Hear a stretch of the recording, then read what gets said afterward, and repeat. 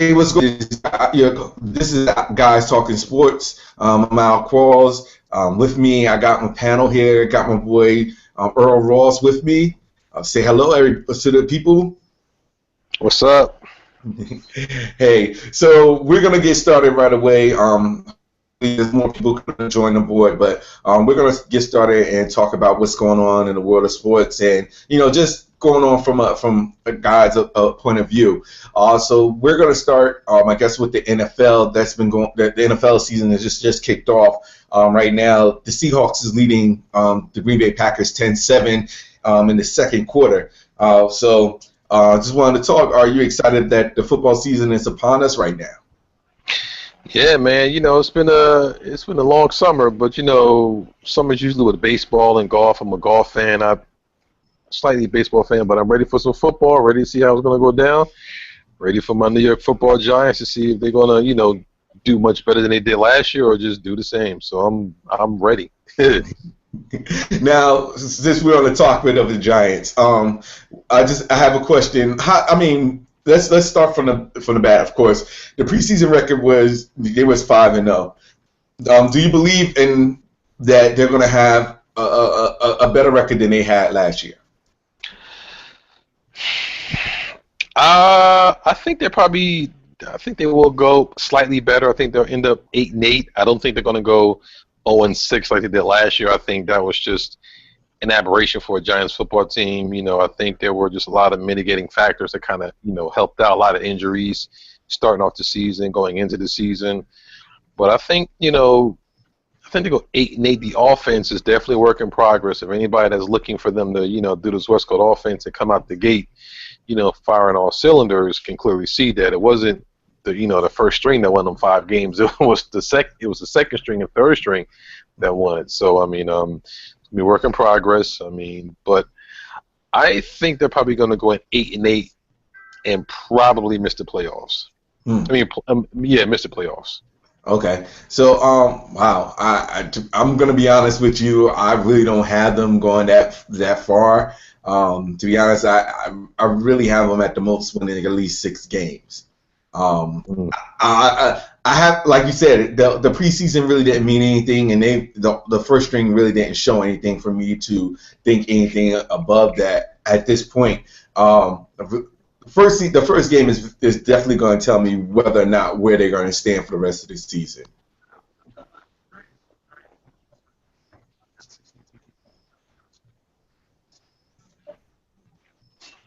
Nope, I think I lost you there for a second. Okay, yeah, I got you back. Okay. What I was saying was that the first game is really going to be telling whether or not what the Giants is going to do for the rest of the season, whether they actually acclimated to the West Coast office like this. I give it time, of course, but their performance in the first game is going to really be a showing for what the season is going to be like. Yeah, I agree. The offensive line is still, patchwork in progress. The defensive line is not that good. Your secondary is probably the strongest, which in past has always been the secondary that's been the weakest. So, the running game is still, unsure. The wide receivers, their first round pick, Odell Beckham is, he's hurt. Who knows when he's going to be actually able to play and really contribute. So I don't know. It's 8-8 is probably kind to them, but I don't know. We'll have to see. Like you said, the first game against the Detroit Lions is going to actually. I think the first 4 games is going to really be the telltale sign to see how they do. If they come out 2-2, I think they'll have a decent season. If they come out 4-0, they have a who knows. But if they come out 0-4, forget about it. Yeah. But so who do you have? If they're 8-8, do you have them? Let's just put it out there from a division standpoint. Who would you rank from 1 to 4? When it's all said and done, record wise. Based on the body of work going into the end of last season, playoffs, and going into this season, I'll probably have to say, and I don't even like even admitting this, so I'll probably, on paper, I would probably have to say, depending on how Nick Foles does, I would probably have to say Eagles, number one, the Redskins number two, and the Cowboys and the Giants flip flop on 3 and 4. I completely agree with that. I, I I completely agree with that ranking. Um, do you?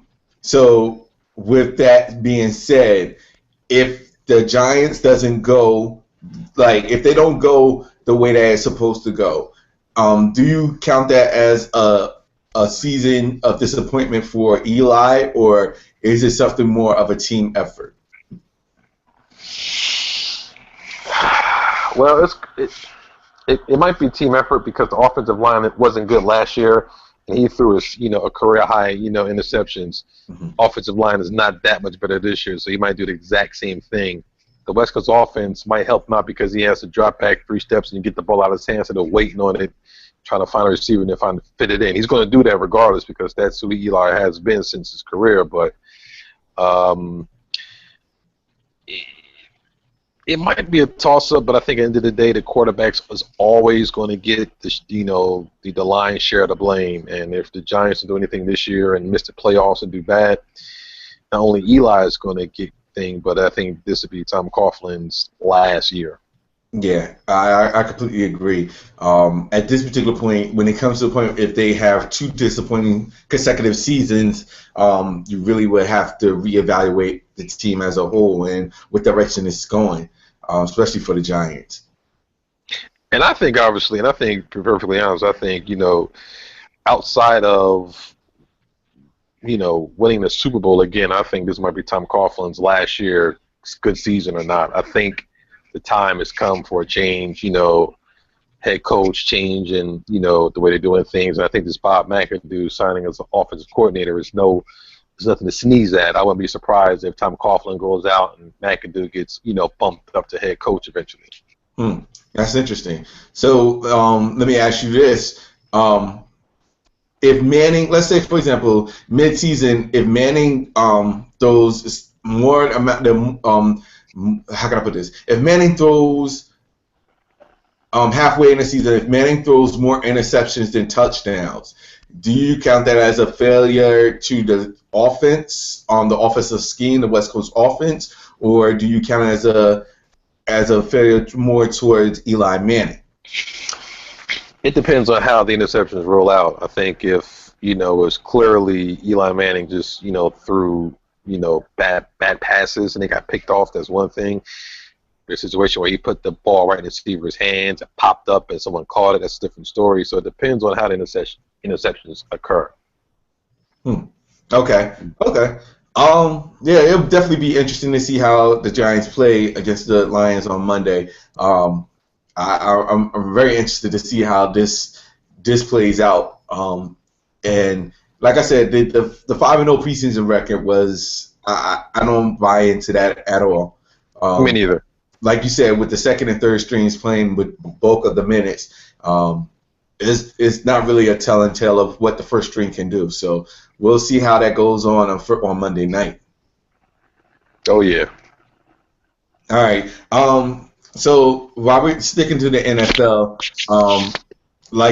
you're already aware that Roger Goodell stiffened the penalties for people with domestic violence, and he also suspended Jim Irsay, the Colts owner, for 6 games and was fined, I think, about $500,000 for that DUI that he had that he pled guilty to. I believe it was a misdemeanor.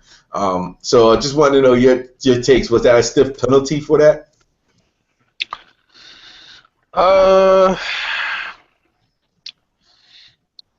That's borderline because I guess it depends on who you talk to. For me, I think it was stiff, but I don't know if it was stiff enough. I mean, he didn't threaten the team with any picks.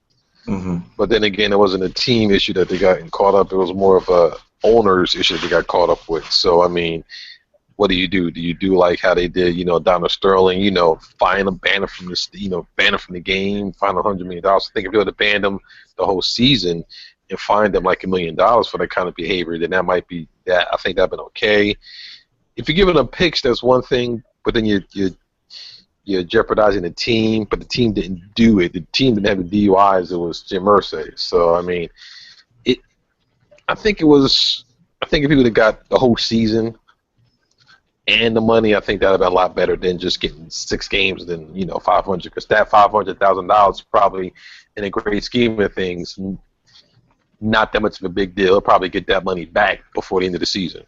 Yeah, but I have to admit, I don't really understand why they would they suspend owners for a certain amount of games. It doesn't do anything for them.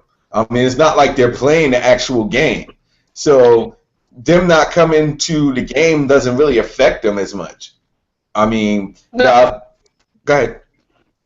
no, they're sitting at home watching the game on their big screen TV and not physically have to go to games. Yeah, yeah, I mean that's the thing I never understood. Like, how is it that why would you suspend an owner for for games when it doesn't affect them at all? With players I can understand because they have they get paid to play. So if they get suspended and if they don't play the games, then of course they don't get paid. So I can understand that, but I never understood that with owners. So it's kind of weird that the NFL wants to suspend you for games when you don't even play in the actual NFL. So that's why that's one thing I never really understood. Now, if it'd be different if they gave a stiffer penalty, the $500,000 I thought was okay. If anything, I would have thought that it would have been a little bit more, but just having them in the mix for suspension of games or being banned for games doesn't really affect them because they still got to get paid whether you suspend them missing games or not, or ban them for life. They're still going to get paid. So I thought it was weird that they suspend them for 6 games. Yeah, if you're going to get him, we got to get him somewhere different. That means you got to get him in the pocket, or you got to get him where it really hurts, and that's draft picks. Definitely. I just never I never really understood that. That's like, why would you suspend me for 6 games? Like the league definitely needs to change that up. I mean, because if I'm an owner and you suspend me for, I mean, the $500,000, yes, I can understand that. That's money, being taken away from me. But the 6 games, I'm like, that's not going to affect me. I don't play the game. So I thought it was just, they really need to change that up. That's my opinion. I don't think that they should actually have. I mean, they shouldn't be suspending owners amount of game, for the amount of games that, as a penalty. And I think that was a dilemma that the NBA faced with Donald Sterling because I mean, when everything came out, I mean, what he did was just shoot off the mouth in home on a telephone with his girlfriend, mistress, jump off, whatever you want to call it. He didn't do anything detrimental to the team. What he said was, was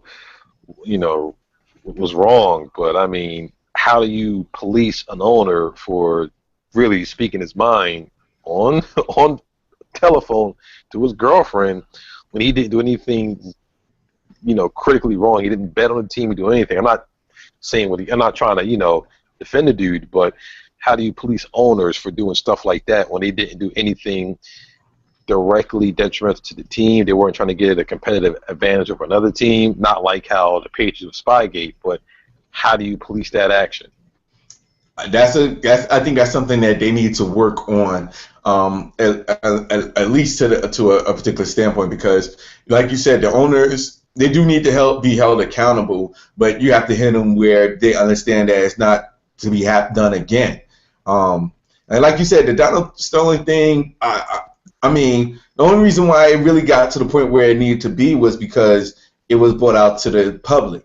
And once it was brought out to the public, people was just like, people were saying something needs to happen. And once you get the people saying the same thing that it needs to happen, and once you have players in support of it, there was really nothing he could do at that point. Yeah, which I think it was a slippery slope for the NBA because the other NBA owners was like, okay, they gotta do something, but then again, they're putting in rules in place which could get them jammed up and down the future. Same case, what do you do with NFL owners? I mean, how do they police their own owners? I mean, the only thing you can really do is can really hurt them is if they do something seriously detrimental to themselves that's going to be damage to the brand and the shield. You got to take the team from them. That's the Yeah. only way you'll get to get these owners to act right. And most owners don't flip out like that, but in these cases, you have to threaten with taking the whole team from them, lock, stock, and barrel. Now here's the question: like, would you take? I mean, how about this? Would you take ownership away from you? Would? How could you do that? You can't take ownership away from them because they're the owners. So how would you police that? Would you get a committee together to actually suspend the owner for a year without actually having working on the actual business aspect of the team? That was something before legal counsel, because at that particular point there's legal means or legal ways you can force an owner to sell the team, and you reach back to the NBA. There's not really much they could do. If Donald Sterling went kicking and screaming, the whole deal wouldn't have went through. So Jim Irsay's case, I mean, in the situation, they can't really force him to sell unless they rewrite some constitutional rules for the owners, to saying that even though you own an NFL team, once you get into the NFL league, you have to uphold these standards. And if at a certain point, if you break these standards that damage the integrity of the NFL, then these are things that will happen to you. We will take that team from you, because the NFL has to actually approve the sale of the team to an owner. If the NFL can approve the sale of the team, they can also, in a sense, approve the sale or approve taking the team away from an owner. But there has to be some legal binding things, contracts that everybody has to sign on to. That's true. But here's my question though: like, how would it be if, let's say, for example, like with Jim Irsay, this is his. I'm not saying we already know that it's not his first offense, but let's say, for example, this is his very first offense with the team. How would it, or what would happen if it's a second offense? I mean, like, that's something that the league is going to really have to sit down with the owners and come to some type of agreement with this. Because right now everything is going on the fly. I would believe that everything is going on the fly when it comes to the owners. The players, you already put a policy in place, and you even stiffened the policy after the Ray Rice situation, for example. So, I mean, the same thing has to be held accountable for the owners as well. But I think that's something that they have to come together in agreement with what they need to do. If they have any problems with the law or anything, they have to be held accountable, not just from the law itself, but for the league as a whole. Yeah, and I think that's something that Roger Goodell and the owners have to sit down, because basically the owners have to put in rules in place to police themselves. So they're putting in rules that one day eventually, if they step out of line, could put harm to their team or even take their team from them.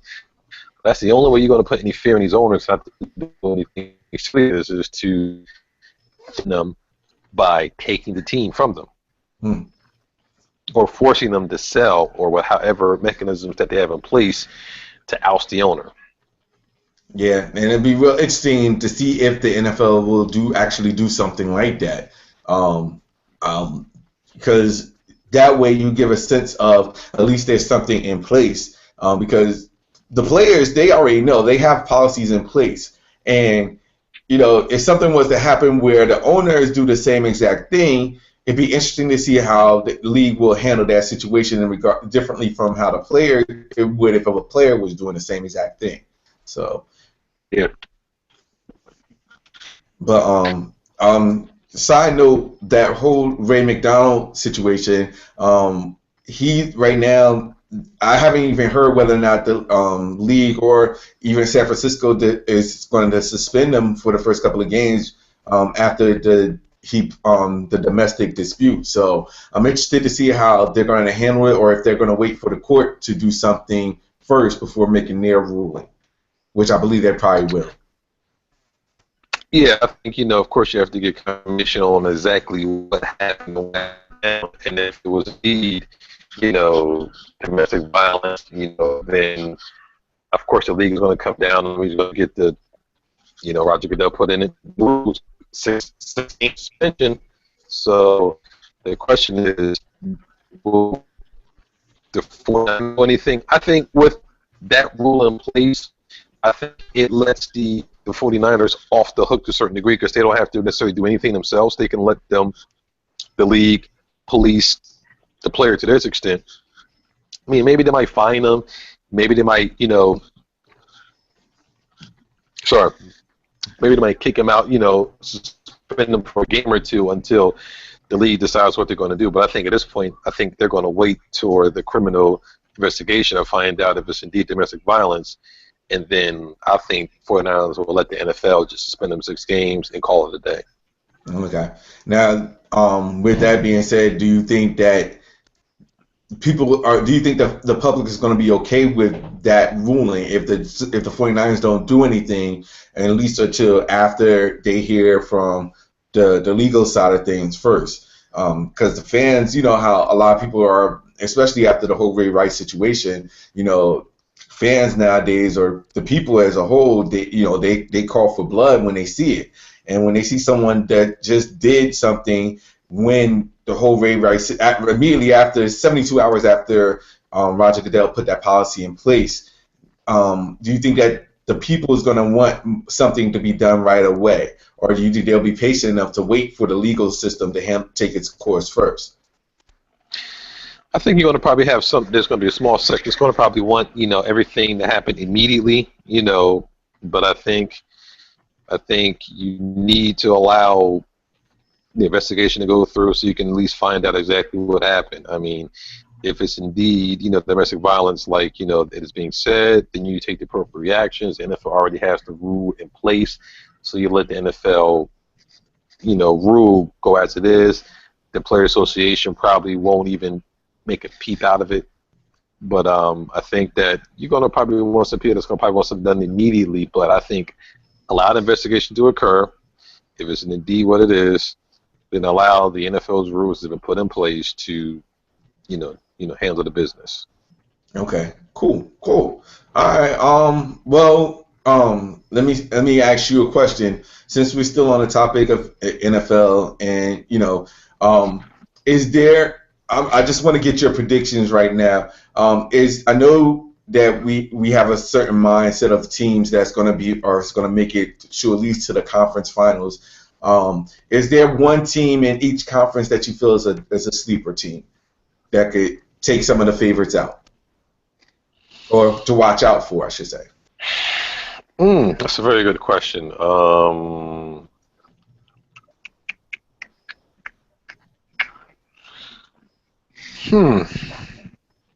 Maybe Tampa Bay down in NFC South. Okay. Maybe Tampa Bay. That's hard. I mean, because the good teams are really good this year, and the bad teams are just really bad. But I think you might have someone in there, but you kind of have to see what it shapes up. But I think Tampa Bay might surprise some folks. That's interesting. I think. Well, I want to see the Oakland Raiders, but David Carr is still a rookie starting, so I'm not going to put too much stock in that. But I think they might actually do a little bit better than most people predict them. Okay. Go ahead. But I say my prediction is Oakland Raiders are going to be the team to contend with the next 3 to 4 years. That I agree with. That I agree with. And I would not be surprised down the road that Oakland is going to be a serious contender. I picked my dark horse to be who did I pick? I picked the Arizona Cardinals and the I did pick the Colts, but I take that back because they're always going to be in it as a good record. I picked the Cardinals, and I also picked. Unfortunately, I really wasn't planning on picking them, but I would not be surprised if the Jets do some damage and eliminate somebody off. Gangrene. I don't know, man. And the reason why I say that is because of the simple fact is, like I said, the secondary unit is, suspect, of course, but I think by the midweek, by the 6th week, they should be able to figure everything out. Their offense is pretty solid. I'm not going to say that they're good, but they're solid enough, and their defense is solid enough. I'm not going to say that they're going to have the best record or anything like that, I would not be surprised if they knock somebody that's a contender out. I can see that. I mean, but like I said, I don't consider them as a sleeper team, but yeah, I could definitely see that. Yeah, I'm picking a real dark horse here. I'm picking a real dark horse. So I'm just now that I picked it, I want to know if I might change my mind, but I'm not even going to do that. I'm gonna stick with him. I'm gonna stick with him. And it was since we're sticking on the AFC East, man. Don't sleep on the don't sleep on the Buffalo Bills. Really? EJ Manuel and Sammy Watkins, I think they'll get their act together, man. Yeah, by the beginning of the season. Mid-season, give them mid-season. I don't know. It was look a little ragged in preseason, so I'll say give them mid-season. I think they're gonna come on mid to late season. I'll say give them that. Okay, all right. I'll give you that. I'll give you that. Now, do you consider that being a dark horse? I still get taking Tampa Bay, but I don't know that. Okay. It depends on how they mesh. Okay. All right. All right. Real quick. I really didn't think I was going to talk about this, but I do want to get your opinion. In the NBA, the FIBA World Championship. I really don't want to talk about it because I know how Team USA is pretty much been dominating. But question: do you really think that Spain would be able to give them a run for their money? Yeah, I do. And I've watched some of the. I mean, they struggled against Turkey. I mean, they got lucky in that third, going into the mid third into the mid fourth. They got hot, but it wasn't looking good outside of that. I mean, I think Spain can give them some work. I mean, they shouldn't just think they can come in there and walk. They ain't got all the behavior they do in the past, but they got a very good squad. But I think they could catch a loss if they catch a hot team at the right time. And these players, after seeing Paul George go down, ain't nobody going to be going out there giving their 100% trying to play. Yeah. I saw that. I saw that. And they showed a couple of highlights, mainly the defense of James Harden, but I'm not even going to get into that. I really do believe that Spain is the only one that can give them a run for money, but I have been watching the other teams just because of the fact that some of the team members will be playing in the NBA. So I have been watching some of the league teams play. But I agree with you. I think Spain can definitely give them a run for their money. They're too talented, and the chemistry is just too good for them not to give them a run for the money. So. Yeah, and even when I watched the last game with Team USA, I'm like, they were putting out work, but I mean, it was like a half-ass effort in my opinion. I mean, it's like they know they can beat them, but they're not trying to go out there and really give it their all. It's not like an all-star game, but it's like an all-star game light, in my opinion. Yes, I do agree with that. I don't know if they're not. It seems though, like you said, it seems like they're just, it is what it is. We still playing for Team USA, but it's not as intensified as it would be as a playoff game. No, I mean, like I said, no one wants to get hurt. I mean, after Paul George went down, Kevin Durant said, "Oh well, I'm going home because I'm, winded and tired." No, you went home because you saw Paul George get hurt. You didn't want that happening to you. I mean, he wouldn't have got that $300+ million contract from Nike if he got jacked up like that. So. And to be honest, I cannot blame him. I cannot blame him for anything that he to be. You can't. I mean, FIBA is not doing anything to ensure that that they're going to be okay if something was to go down. So I don't blame him at all. I'm surprised more people didn't do that.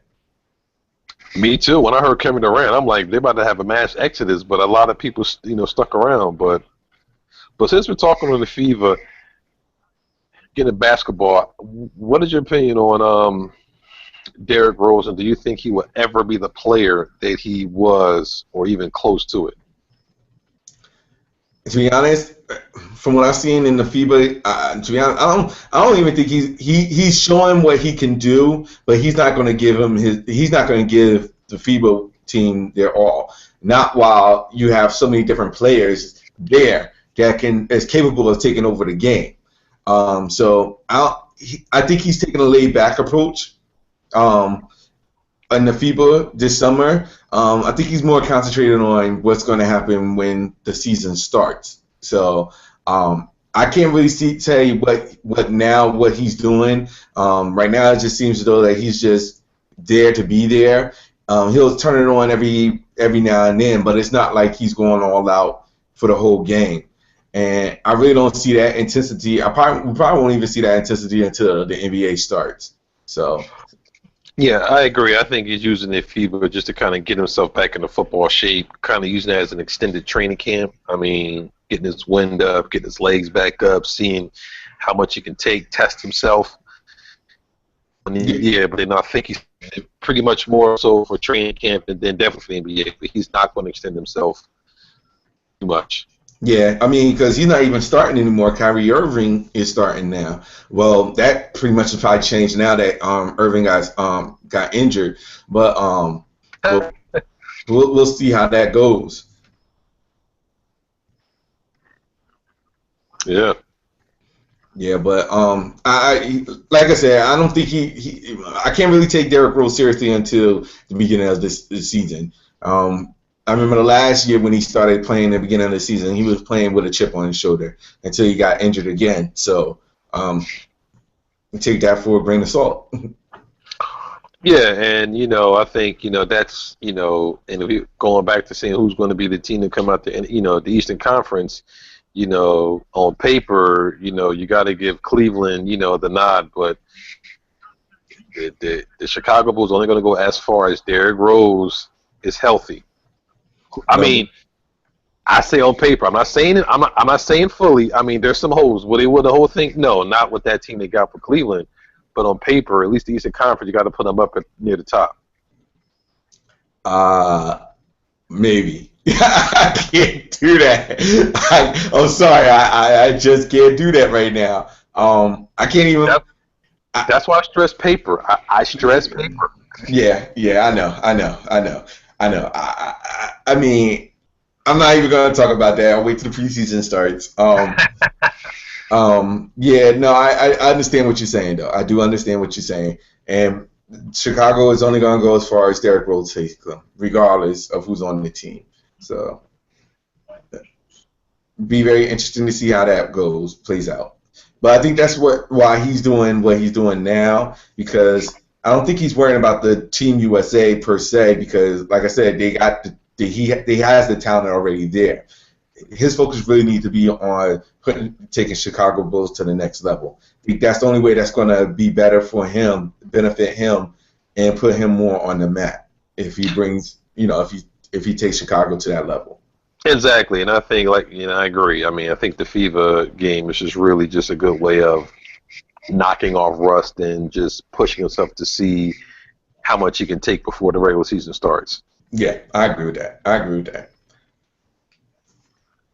But I think that's how some of the teams are at this particular point. The players that's playing now, it's just really just to help them out during the summer. Instead of just playing pickup games, I think that's what it is. Usually they'll be playing the Drew League, but now they don't.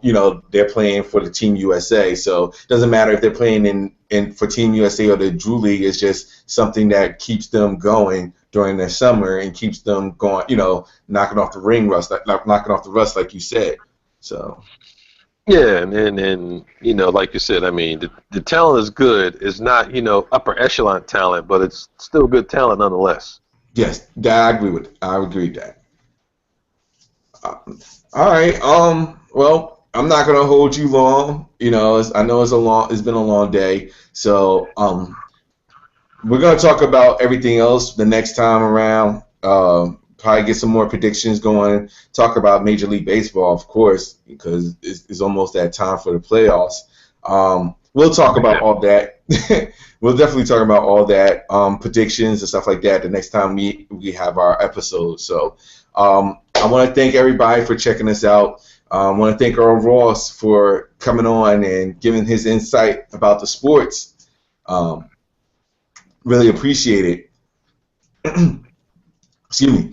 For everybody, thank you for watching. You can check this out now. It's on iTunes on the podcast section. You can check it there. You can also check it on Google Plus Hangouts. That's where we are on right now. You can check it on YouTube as well. I'll be sending the links out as I normally do. And I would like to thank y'all for stopping by and watching. Hey, if you have any questions that you want us to ask on air, or any Q&As, you can hit me up on Twitter. I am Al Quarles, and I'll definitely get it out there so that you guys, so that everybody can see them, and we'll read them out loud as well. So again, I'd like to thank Earl Ross for stopping by and talking a couple of minutes with me, even though it's a late night.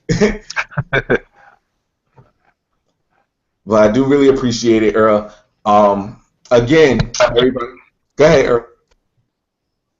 No, Oh, wait, you broke up. can you hear me? Yeah, I'm all right. I can hear you. Okay. No, I'm saying it's all good, man. It's my pleasure, man. We'll be back next week, to do the thing. We, of course, you got to talk up leading to your boy Floyd Mayweather, doing this fighting him too with Madonna. So we can definitely talk about that one. Yes, that will be on the topic of discussion for sure. For sure. All right. Again, I'd like to thank everybody for checking us out. All the viewers that came on and disappeared, really appreciate it. Again, you can catch us next week at our usual time on Wednesdays at 9 p.m. Come in and say hi, give us a +1, subscribe to YouTube, say hi or say what's up. We really enjoy all the feedback and all the comments. So until next time, this is Al Quarles, host of Guys Talking Sports, and we'll catch y'all next week. Take it easy. Motor out.